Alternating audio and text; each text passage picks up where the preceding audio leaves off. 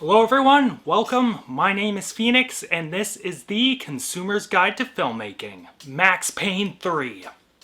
2012, Rockstar Games. Max Payne 3 is a third-person shooter game where the player takes control of the hard-nosed cop one final time. Taking place years after the events of Max Payne 2, Max has become an even more decrepit addict than before. Taking a gig as a bodyguard for Brazilian socialite Rodrigo Branco, him and his newfound buddy Raul Passos soon become involved in a hostage situation involving Rodrigo's children. But little does Max know, this crisis runs deeper than simple ransom money, and Max must fight his way through the criminals of Brazil to stop whoever is behind this. So, believe it or not, this was the first Max Payne game I played.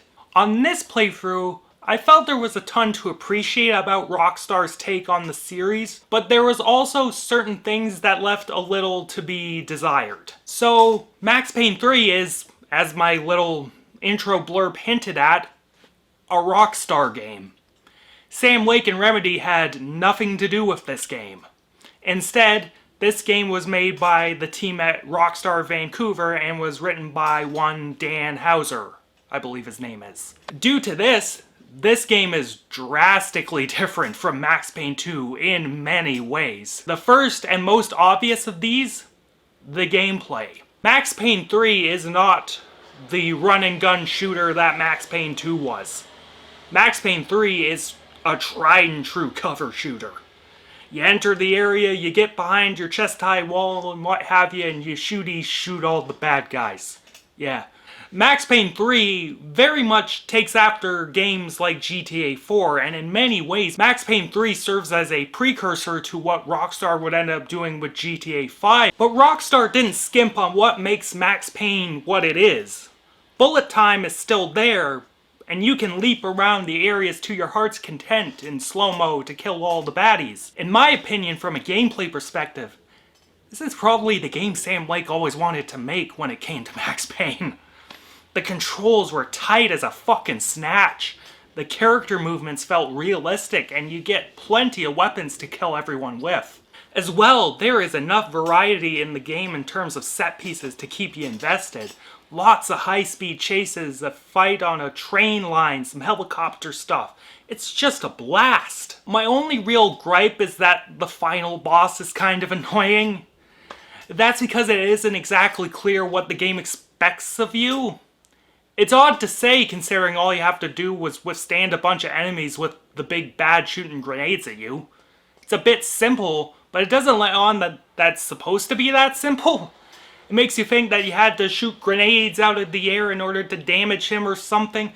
It was annoying. The gameplay is still fun though.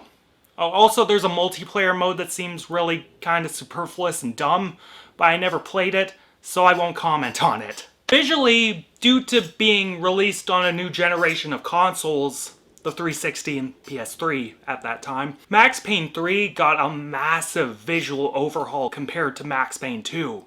However, it still retained what made Max Payne unique. The graphics in this game are just a massive step up, as I alluded to. Similar to the gameplay, it's a showcase of what Rockstar would do with the upcoming GTA 5. Like, the graphics are just amazing for the time period, and they still hold up today.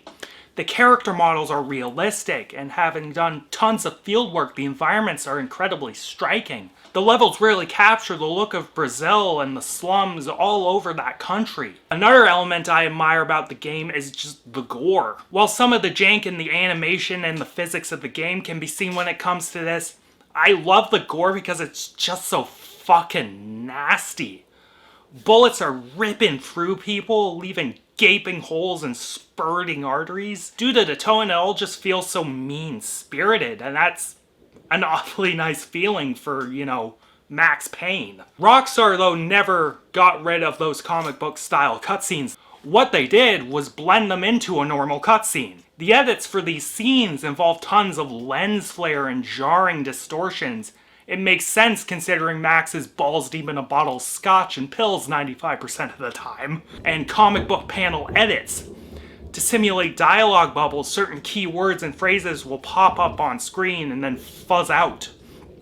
It's probably the best way these guys could have modernized this series' visual style, and I really dig it. Another element I really like was the score. Composed by a band called Health, they take those very synth-laden ideas from Max Payne 2, combine them with Latin drumming, and it takes the musical soundscape of Max Payne to just a whole new level. While the original score is used, and man, when that main theme kicks in during the first cutscene of Max arriving in Brazil, fucking goosebumps. But from then on, it's all about the rock and Latin-tinged synthscapes. They really add such a heavy atmosphere to the action.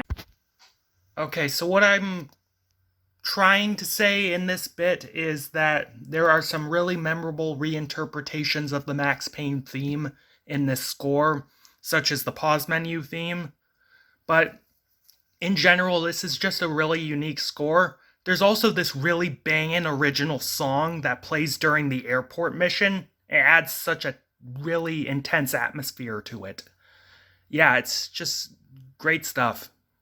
Yeah. Continue. On to the writing, which I think in the overall is good, but just something about it doesn't quite pass the smell test. Writer Dan Houser does understand what Max Payne is all about, and he understands the tone and the influences of Sam Lake. The story is very neo-noir, and it is a winding one, full of swerves. It also handles Max Payne's character really well for the most part. The start of Max Payne 3 is naturally where this character would be. Max is a washed-up cop full of trauma and guilt, taking a good-paying gig so he can drink and do drugs to numb his pain even more.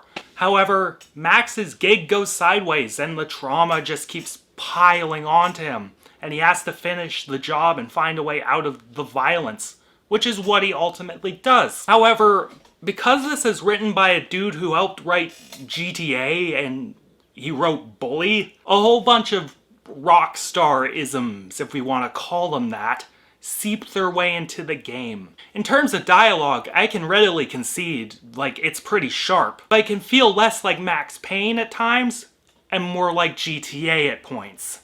This can be flagrantly seen with the characters. Max is fine, as James McCaffrey returns to crush it as usual. He also provides a mocap performance for the game as well, adding a whole other layer to his brilliant performance. Raul Passos is a nice foil for Max, but then we have characters like Marcello Bronco and that random-ass retired cop who pops up in bathrooms or whatever. Characters like them feel less like Max Payne characters. You know, that whole neo-noir ode to 40s gangster movies, and more like GTA characters, that, big satire of Western culture sort of thing. Then there's the ending. While I think Houser communicated a point clearly enough, it all felt a little too Hollywood. It all felt a little too Rockstar for me. Considering we have a giant noisy action set piece at the end, the other two had loud fucking noisy set pieces at the end, but this one was loud. Ugh. After all that, we then get Max walking off into the sunset on a beach like it's some happy ending. Sorry guys, Max Payne doesn't quite get or deserve a happy ending. While him not executing Victor Bronco was a nice little character moment, him just sauntering off the fucking gumdrop Rainbow Land like he didn't slaughter a bunch of police officers in a foreign nation, or is still probably a fugitive in the United States, is fucking bizarre at best, and tone-deaf at worst. If he got extradited for his crimes, it could at least end on the bittersweet sort of note Max Payne 2 did. I don't know. Fuck it. Overall, I think in terms of gameplay, Max Payne 3 is a fantastic experience. It's one fun set piece after the other, with really tight gameplay and plenty of secrets and harder difficulties to make this ride more challenging on subsequent playthroughs. But in terms of story, while it does offer another great McCaffrey performance, the game just feels too much like a Rockstar product at times for me to truly accept this story. If you're a fan of Max Payne, this conclusion to this character's saga may or may not be your thing. But if you're just looking for a shooter, I think you definitely want to keep this on the radar. And I am feeling a 7 out of 10 on this one. Yeah. Catch you later, guys.